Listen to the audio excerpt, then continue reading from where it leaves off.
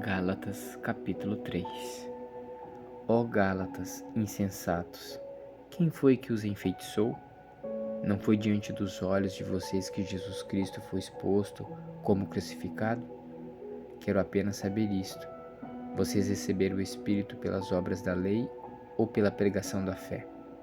Será que vocês são tão insensatos que, tendo começado no Espírito, agora querem se aperfeiçoar na carne? Será que vocês sofrem tantas coisas em vão? Se é que na verdade foram em vão. Aquele que lhes concede o Espírito e que opera um milagre entre vocês, será que ele o faz pelas obras da lei ou pela pregação da fé? É o caso de Abraão, que creu em Deus, e isso lhe foi atribuído para a justiça.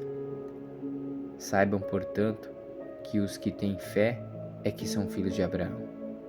Ora, tendo a Escritura previsto que Deus justificaria os gentios pela fé, pré-anunciou o Evangelho a Abraão, dizendo: em você serão abençoados todos os povos, de modo que os que têm fé são abençoados com o crente Abraão.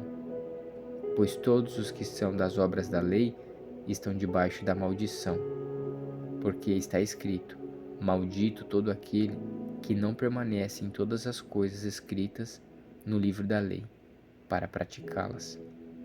E é evidente que pela lei ninguém é justificado diante de Deus, porque o justo viverá pela fé.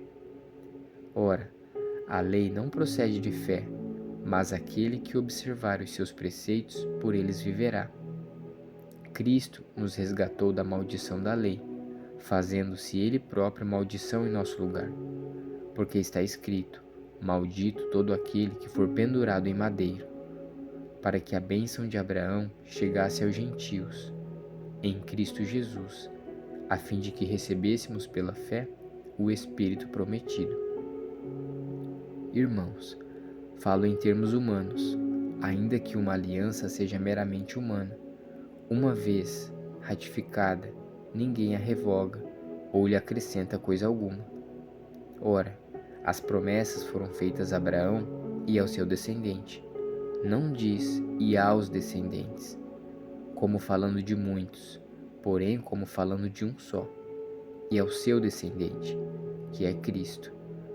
E digo isto: uma aliança já anteriormente confirmada por Deus não pode ser revogada pela lei, que veio 430 anos depois, a ponto de anular a promessa.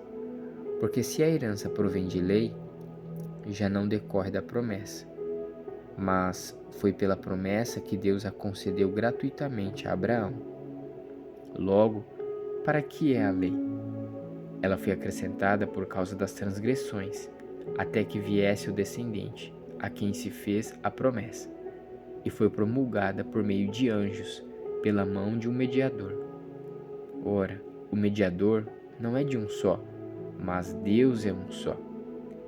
Seria então a lei contrária às promessas de Deus?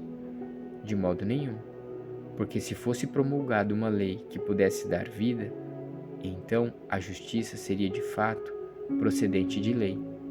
Mas a Escritura encerrou tudo sob o pecado, para que mediante a fé em Jesus Cristo a promessa fosse concedida aos que creem. Mas antes que viesse a fé, estávamos sob a tutela da lei, e nela encerrados para essa fé que no futuro haveria de ser revelada, de maneira que a lei se tornou nosso guardião para nos conduzir a Cristo, a fim de que fôssemos justificados pela fé.